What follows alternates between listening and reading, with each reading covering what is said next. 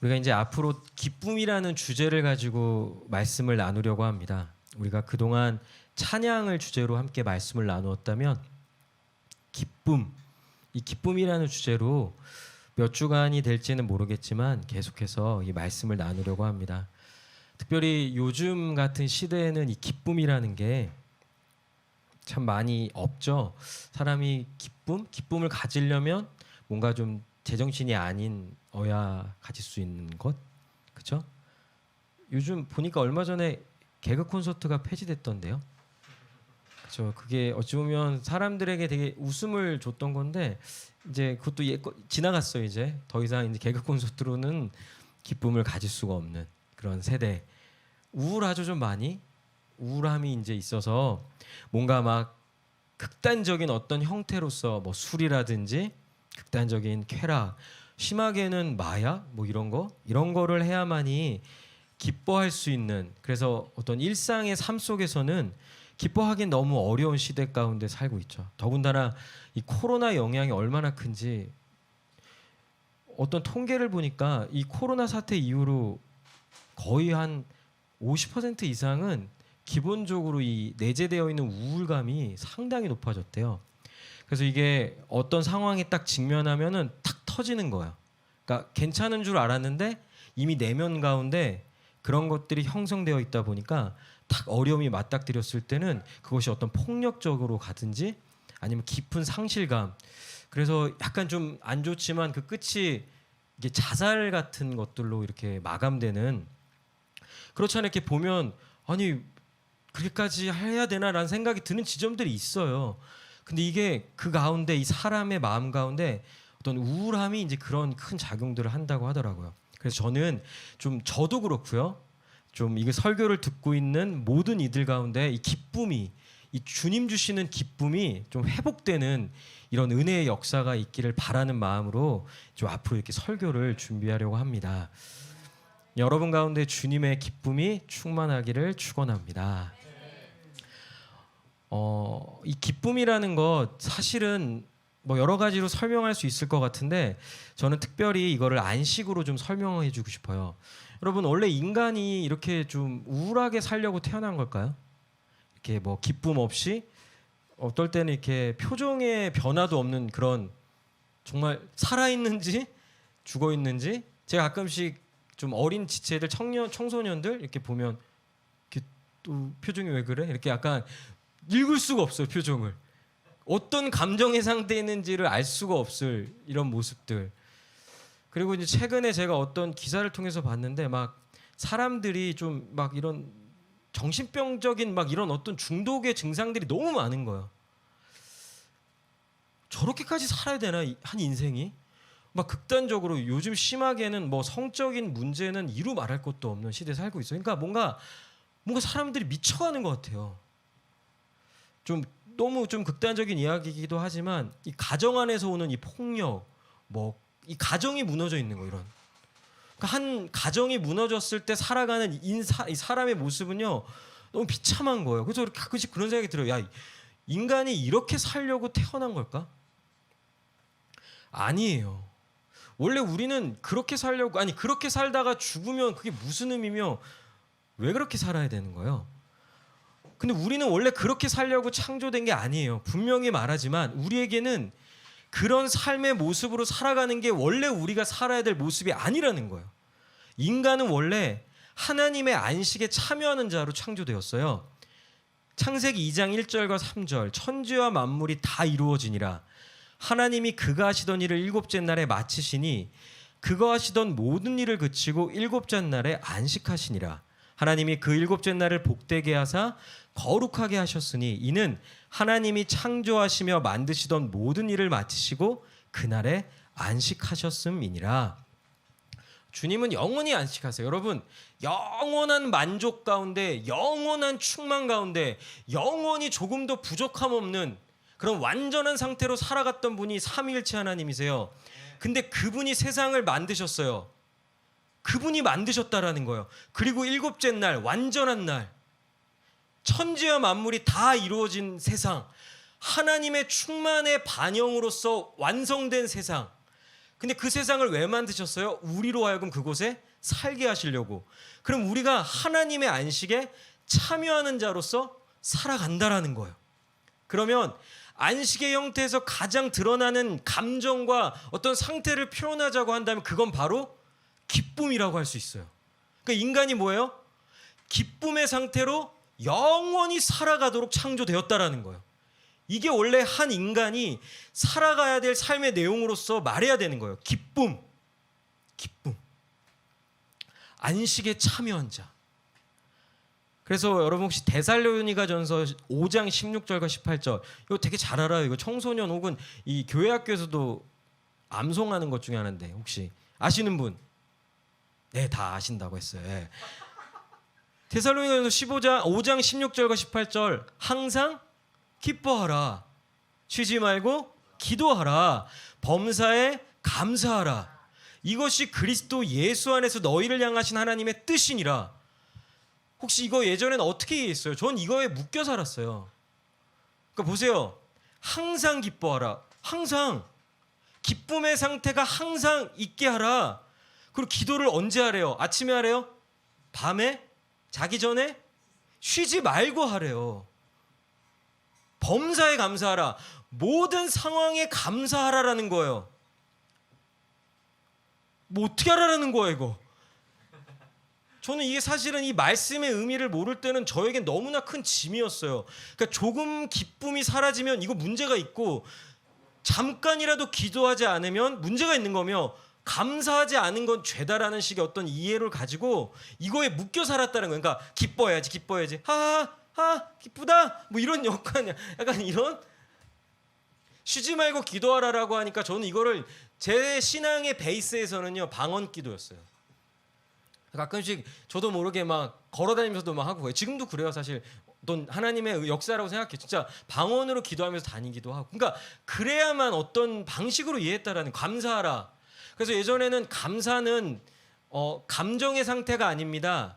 믿음의 선포입니다. 그러라는 거예요. 그러니까 감사하지 않는데 감사합니다. 그러니까 감사합니다. 뭐 약간 난 지금 힘든데. 그러면 이렇게 말하는 너가 감사라고 말하면은 감사한 상황이 올 거 이렇게도 말하는 사람을 봤어요. 그렇구나. 내가 감사하지 않은 상태지만 감사를 믿음으로 고백하면 감사가 올 거야. 그랬더니 그 감사가 오지 않고 검사가 오고 뭐 하여튼 이런 약간 그러니까 상황이 그렇게 딱 안 맞아 떨어지는 거예요. 감사했는데 감사할 상황이 오지 않을 때도 많았어요. 근데 뭐라고 말해요? 뜻이다라는 거예요. 그러면 내 삶은 지금 하나님의 뜻을 다 어기고 있는 건데 이게 말이 뭔가가 맞질 않는 거예요. 근데 이게 다시 알게 됐어요. 제가 복음을 제대로 알고요. 지금 이거를 어디서 하라는 거예요? 그리스도 예수 안에서 하라는 거야.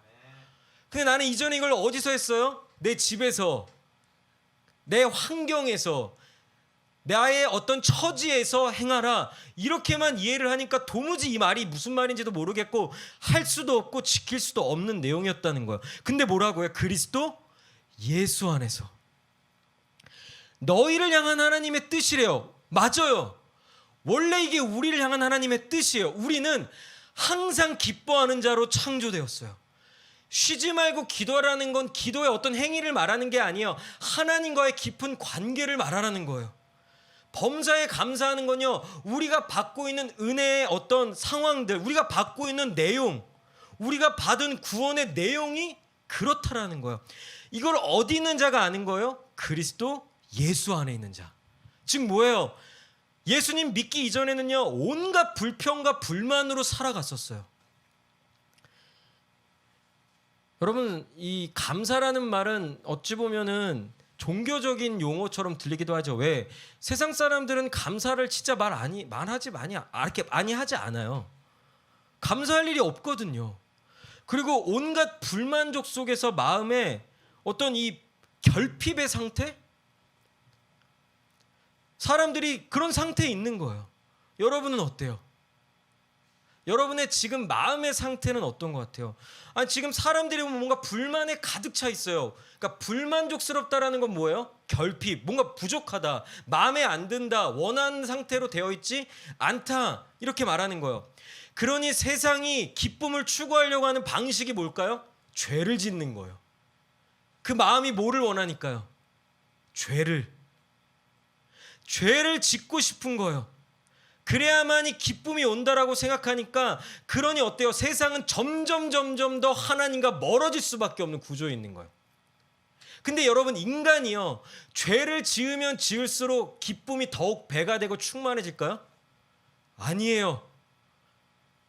그나마 남아있던 기쁨마저도 빼앗기며 한 인격이 완전히 무너져서요, 도무지 인간이라고 할 수 없는 상태로 살아가는 거예요. 이것이 지금 죄인의 처지라는 거예요. 뭐예요? 끝도 없는 불만족. 뭐 하나 생기면, 야, 이것만 있으면 내가 행복할 거다. 야, 내가 요거 하나만, 내가 원하는 대로 이것만 될 수 있다면 행복할 거라고 그렇게 원하면서 수단과 방법을 가르지 않고 죄를 지어요. 그냥 얻어요. 원하는 걸 얻어요. 그러면요, 끝이에요? 다 이루었다 할까요? 또 불만족과 결핍의 상태로 나아가면서 이전보다 더 자극적이고 이전보다 더 죄의 크기가 커져야만 어떠한 상태로서 계속 죄를 범하며 나아가는 게 죄인들이라는 거죠. 그러니 어때요? 기뻐할 수가 없어요. 감사는요, 그렇게 고백할 수가 없는 거예요. 그러면 이제 인간이 할 수 있는 게 이제 알겠어요. 이 정도가 됐다. 그러면 딱 대안은 한 가지예요. 무소유. 자연인으로 돌아가자. 이런 것들 이제 그래서 요즘 자연인 프로그램이 많구나. 그러니까 다 허망하다라는 거. 얘네 전도서를 아는지는 모르겠지만, 그러니까 허망하다라는 거. 진짜 그런 사람들이 많아요. 야, 최근에 미국에서 한 남자가 자살한 사건 혹시 아세요? 근데 제가 알기로는 재산이 몇 조예요. 몇 조를 가지고 불만족스러워서 자살할 수 있는 게 인간인 거예요. 그러니까 막 무소유를 막 이야기하는 거예요. 그러니까 소용없다. 이런 거예요. 소용없다, 의미 없다. 그러니까 어디로요? 자연으로 돌아가자. 우리가 뭐예요? 흙이잖아. 흙이니까 자연으로 돌아가는 거. 그러니까 비우자, 비워내자. 뭘 채우려고 하지 말자. 뭐 기뻐하려고 하지 말자. 뭘 만족하려고 하지 말자. 그냥 비우자. 비움. 내려놓으면 그건 아니었는데, 아무튼 그 무소유 이거 편집해 주세요. 자, 무소유 뭐 이런 거 있잖아요, 그렇죠? 무소유는 얘기 된다, 그렇죠? 그러면 또 너무 슬프지 않아요? 비우려고 태어났어요? 근데 여러분, 그리스도 안에서 평강이 있는 거야.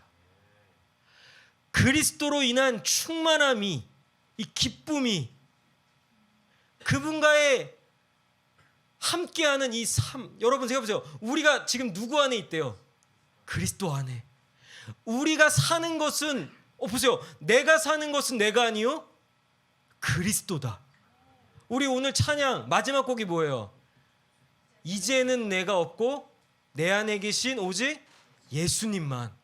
그러면 내가 없나요? 이게 무슨 뭐 나는 사라지고 예수님만 있는 거 아니에요. 나는 여전히 그 상태 그대로 있어요. 근데 그 가운데 누가 함께하는 거예요? 예수 그리스도. 근데 이것이 얼마나 깊은 친밀감의 하나됨이라면, 내가 완전히 사라진 상태에서 오직 그리스도만. 이게 지금 신자의 상태, 존재를 이야기하는 거예요.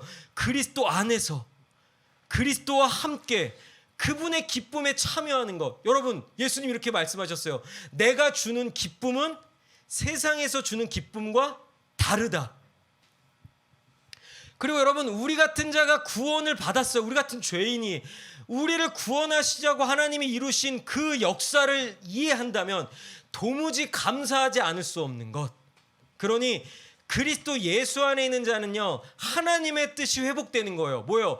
우리가 창조되는 이유와 목적, 즉 영원한 기쁨과 평강과 안식을 누리는 삶이 예수 그리스도 안에 있는 자는 회복이 되었다라는 거예요. 여러분 안에 그리스도가 함께 하십니까? 여러분 안에 그리스도가 있나요? 여러분, 그리스도 안에 있다라는 말을 어떻게 이해하세요? 하나님이 주시는 기쁨은 도대체 왜 우리에게 기쁨으로써, 영원한 기쁨으로써 오는 것일까요? 성경은 이걸 분명히 말해주고 있어요. 그래서 앞으로 이 내용들을 하나하나씩 살펴보려고요. 여러분, 지금 혹 기뻐하지 않는 상태, 감사도 잃어버린 상태, 기도를 잃어버린 상태, 예배를 잃어버린 상태, 근데 그거를 여러분의 행위로, 나의 어떠한 노력으로 회복하려고 한다면 결코 그건 회복될 수 없어요. 이거는 하나님이 주셔야 하는 거예요. 그러면 우리는 뭐 하면 돼요? 믿어야 하는 거예요. 그러니 혹 지금 우리의 상태가 기쁨 가운데 있지 못하고, 기도하지 못하고, 감사하지 못하고, 하나님을 예배하는 자로서 살아가지 못하고 있다면 그거는 정상이 아니라는 거예요. 그러면 그거를 밀어내야 돼요. 절대로 그 현실을 현실로 받아들여서는 안 된다라는 거예요. 거기서부터 시작이에요. 여러분, 하나님이 우리에게 약속하셨어요. 내가 주는 기쁨은 세상과 다르다.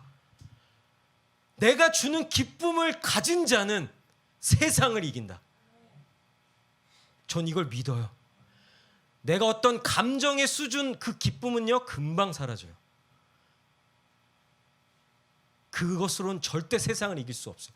저는요, 내 마음도 하나 못 지키는 게 저의 이 죄됨, 연약함인 거예요. 그러나 하나님의 함께 하심을 믿고 그분이 나에게 충만한 이 기쁨으로 채워주신다면, 저는 주님으로 인한 기쁨이 내 안에 충만하다면 어떤 상황에서도 주님을 예배하는 자로 살아갈 수 있을 거라고 믿어요.